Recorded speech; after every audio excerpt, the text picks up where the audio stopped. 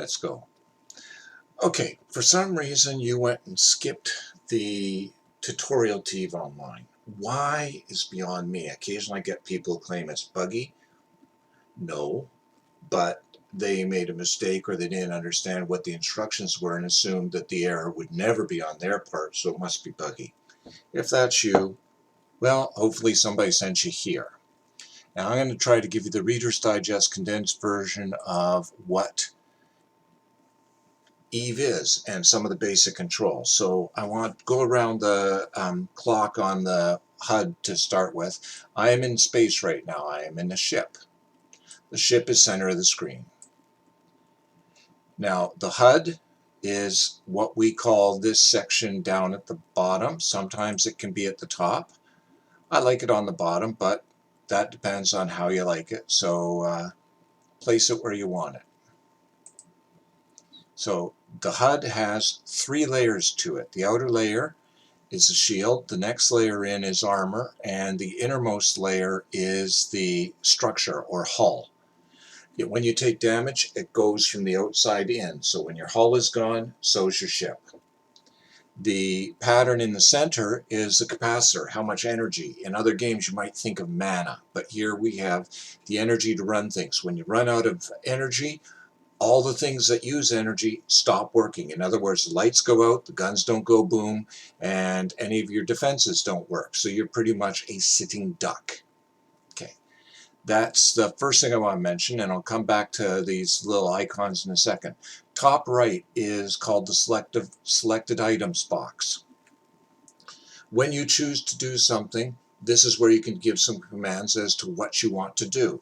So if I, for example, chose a Scordite asteroid, which is over there, and said I want to go towards it, I could click the first icon, which is go towards that or approach.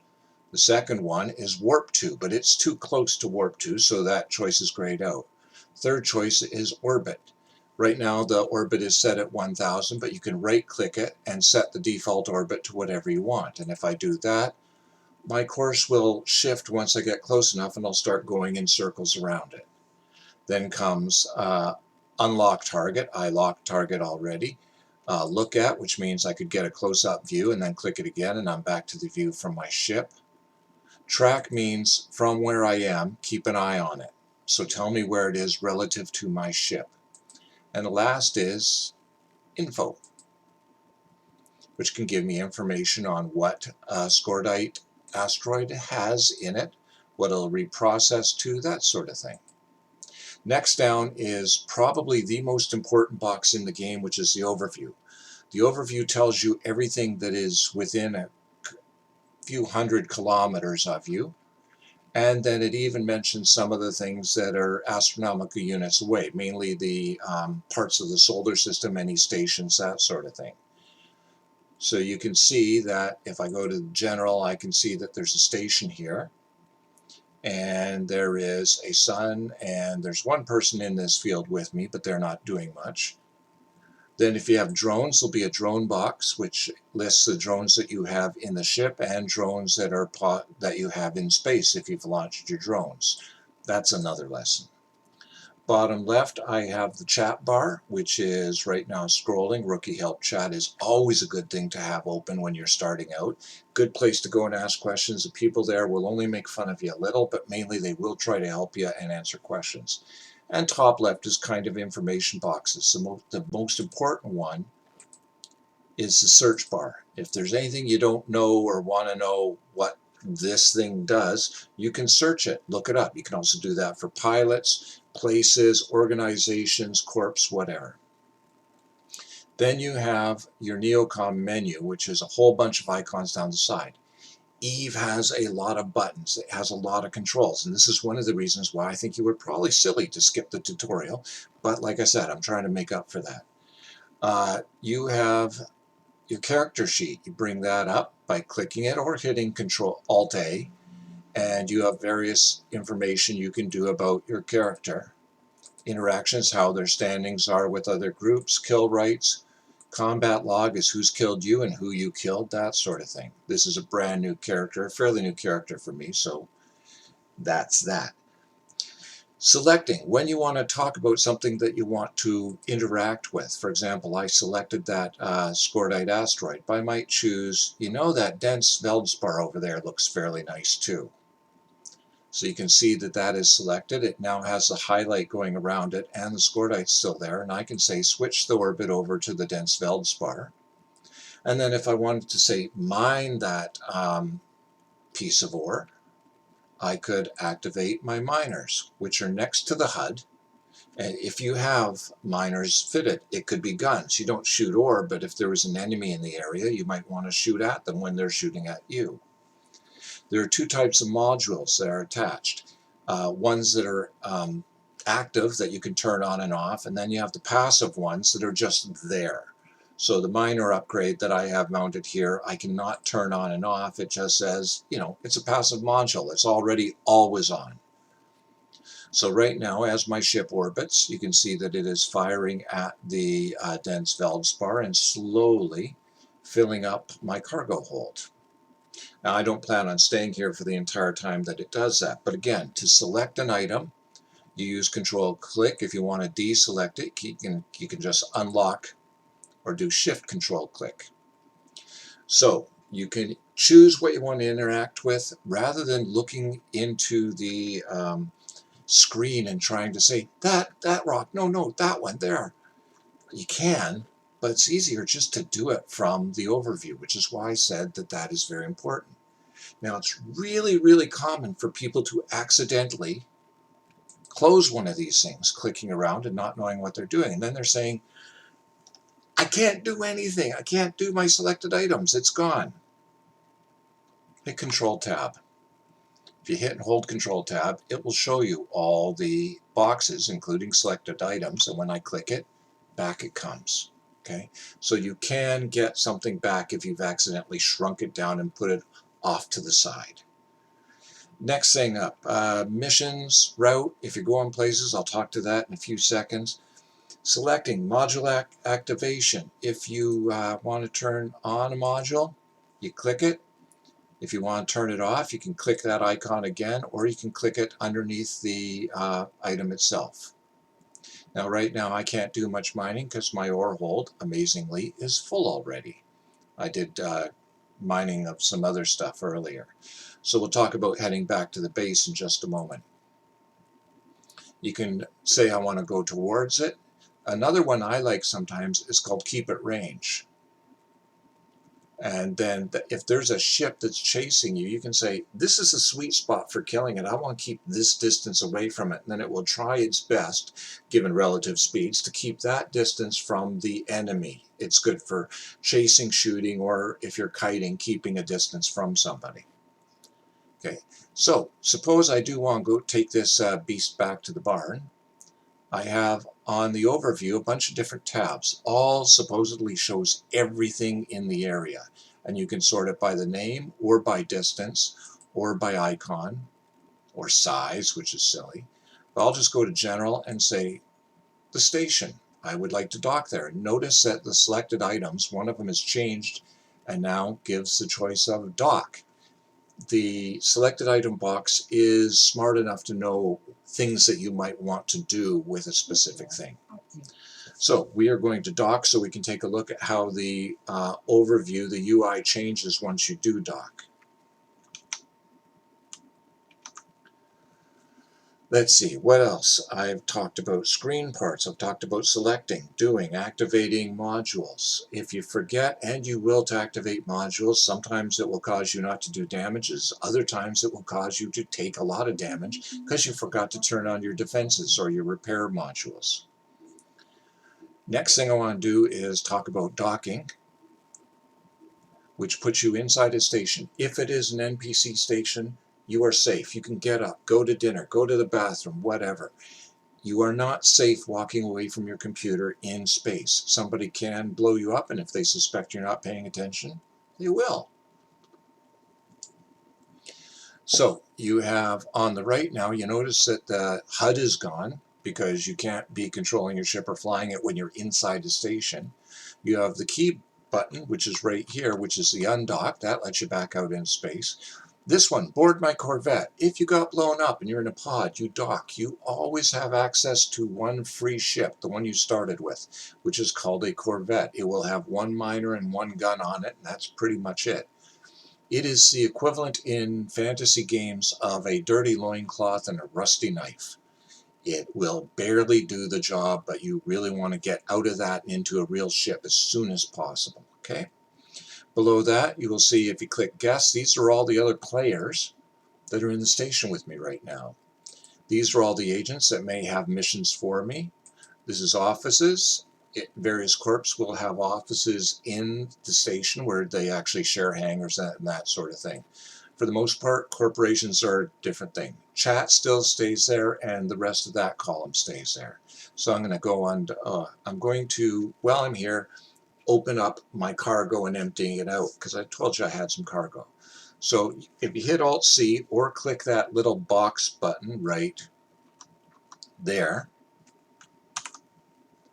you can bring up all the stuff that is in your ship. You click the name of the ship, and that shows what you're carrying. There's the drone bay, and there's the mining hold that I stopped at. And you can drag stuff from the holds to item hangar, and it will become stored there. There's also the ship hangar, which shows the various ships that you own. You can only be flying in one, but you can own lots, so you can put on the appropriate ship for the job at hand. If you're going out shooting things, taking a mining vessel may not be the best idea. If you're going out mining, taking a shooting vessel that doesn't have a single mining module on it would also be fairly silly. So I'm going back out in the Venture right now.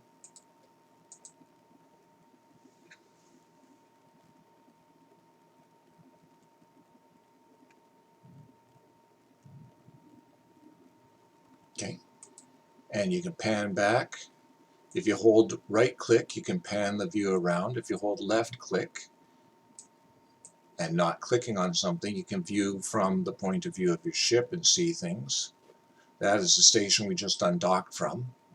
Now, there's a few types of movement. I'm going to cover the basics. If you want to fly in a specific direction, just using the smallest engines on your ship, you can double click in a direction and your ship will head in that direction. So if I say head for the planet, I double click on it, and you can see that it is turning towards that.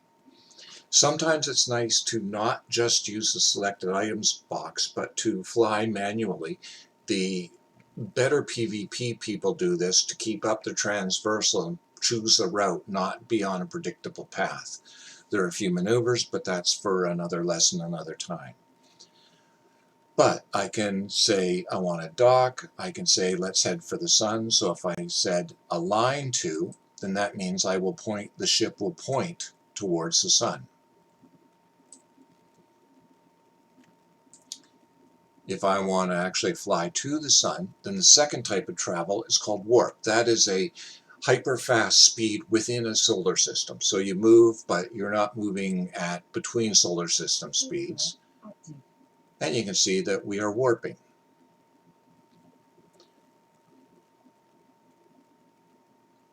If you're not picturing or admiring how pretty this game is, then you're really missing something. One button that isn't part of the tutorial, but I really think you should know, is if you hit Control F9, you can just take in the view. If you know anything about astronomy, some of that stuff is fantastic. They're showing solar prominences that are actually changing as you look at them. But Control F9 to get back to your screen, and I do want to continue on and not leave things behind completely. So when you're flying, the other type of transport, I've said that if I want to fly in a direction, by the way, your ship will not burn if I actually fly straight towards the sun. All I'll do is go straight towards the sun. I can go straight through it. That part of the physics they did not do. You cannot ram a planet. You cannot ram a moon. At worst, you will hit it and bounce off. You will not do damage to somebody if you ram them. You could alter their trajectory a little or your own, but you will not take damage. So there's normal flight. There's warp to get to various places within a solar system. So if I say I want to go to this mining field, I can right click it and say warp to. And I will do a fast flight to something that is 2.4 AU astronomical units, 150 million kilometers, 93 million miles if you're down in the States, for each astronomical unit, which is the average distance between here and our sun. Did you need to know that? No. Am I showing off because I know that? Yes. So we're back here, and you can see that there are people in this system mining. There's a porpoise there. And there's a procurer. So there's some high-end ships doing their little stuff. But suppose I want to go to another star system. If you hit F10, it brings up the map. Every dot is a solar system.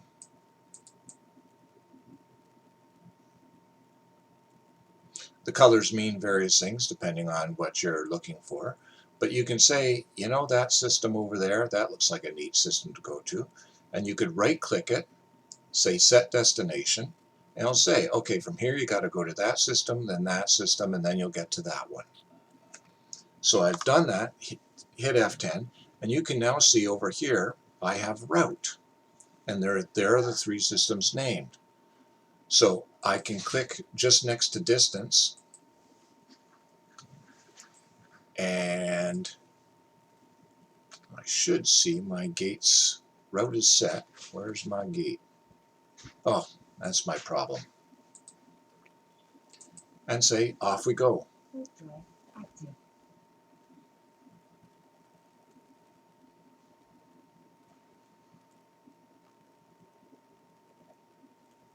And I said jump, which means I'm going to fly to a gate, and then I'm going to jump through it. You can jump to and through a gate, and then you can do the same to the next gate.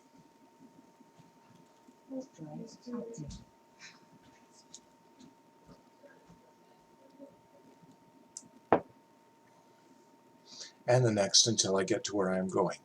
Now, warp is the second fastest way. Jump takes you from solar system to solar system. There's a third way called jump gates and bridges that are done in low and null, but they're way beyond the scope of this video. So, as we're traveling, by the way, gates are these large devices that pretty much point you in a direction and throw you to the next star. And you can see that that takes very little time to travel light years.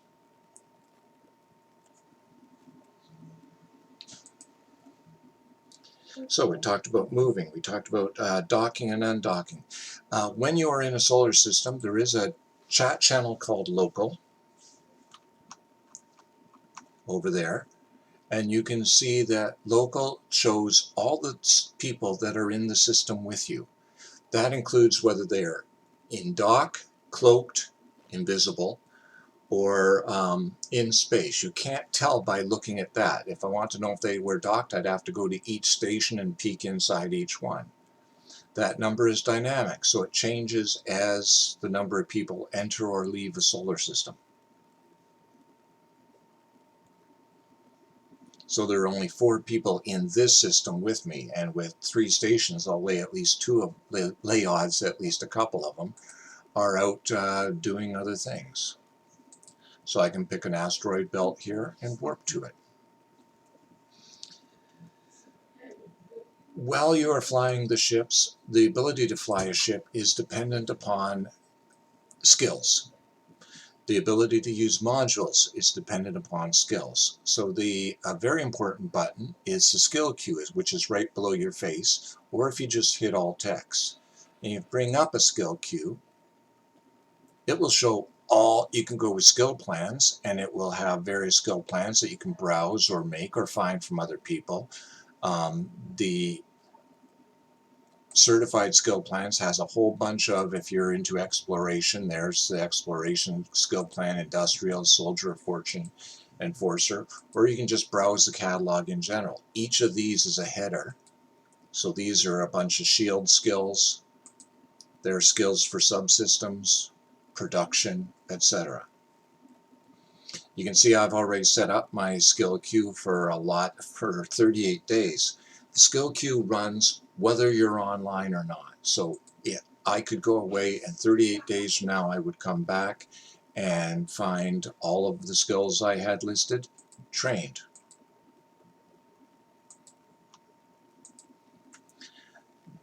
Always have your skill queue filled.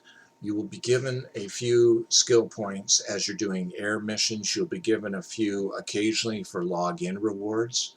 If you use a invite to the game, which you can even use after you've joined the game, you can get 1 million skill points, which I think roughly works out to about 20 days worth of training. If you do that, it will show up in your redemption area. And you can see I have a 1 million skill point reward. And if I say redeem that,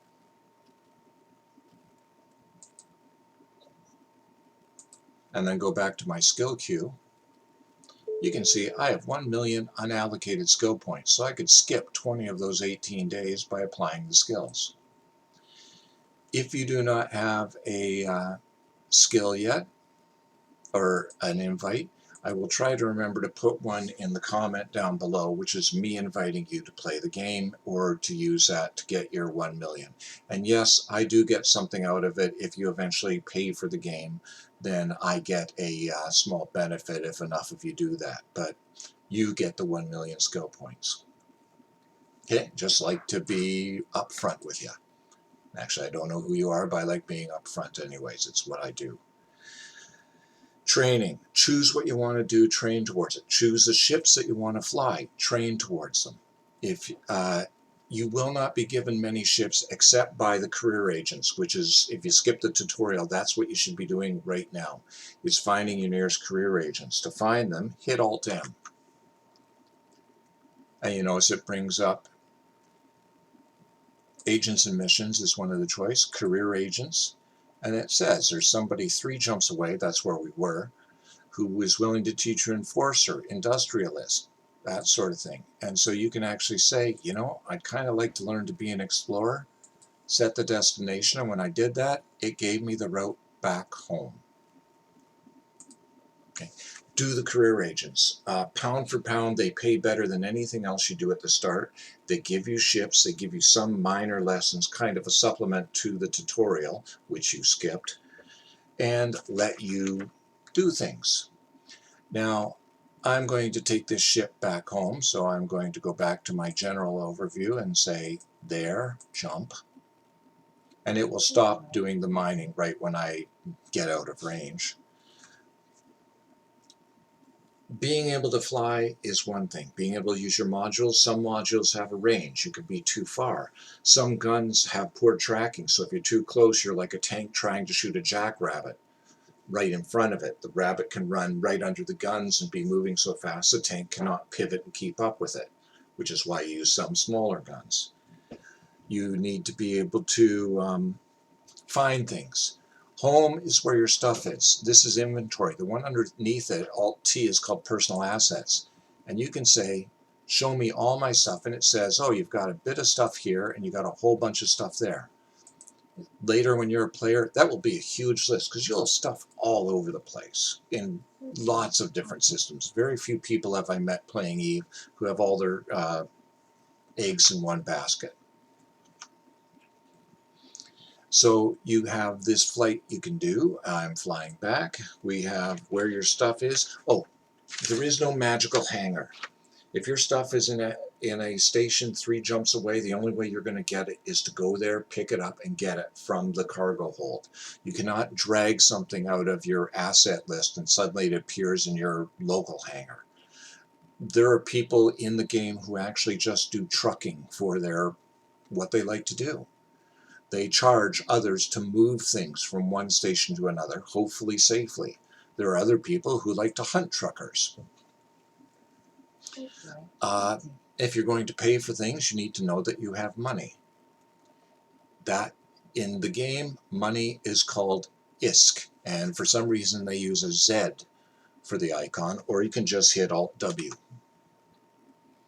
And it says, that is what I've been doing and how I've been making money. You can see when I started out, I had 5,000 ISK starting. I'm now up to about 3.5 mil. Still dead broke. And if you're going, a million seems like a lot. It does in real life, as long as you're in North America or parts of Europe. There's other places where a million is what it costs for a loaf of bread. Money's always relative. So you have to ask yourself, if I go shopping for a ship,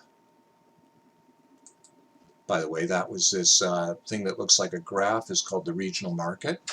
And you can say, I would like to see ships and how much a frigate costs. A frigate is the next step up.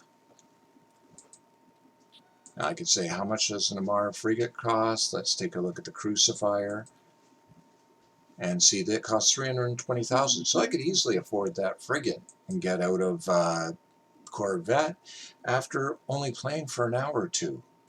But like I said, the career agents are going to give you ships, so you may want to just make sure you know what you're doing. Market, Rookie Help Chat, best place to go to ask questions. If you want, you could create a new account and go back and do the tutorial. Yes, it's a whole bunch of storyline and some animation and that sort of thing, but it also teaches you stuff better than I do in this blurb of a thing with me jumping up and running away to see if I burn stuff in the kitchen. Other than that, welcome to Eve. Like I said, if you haven't got an invite, take a look down below, see if I remember to put an invite in there. And I hope you have a fun time. Thanks a lot. Bye.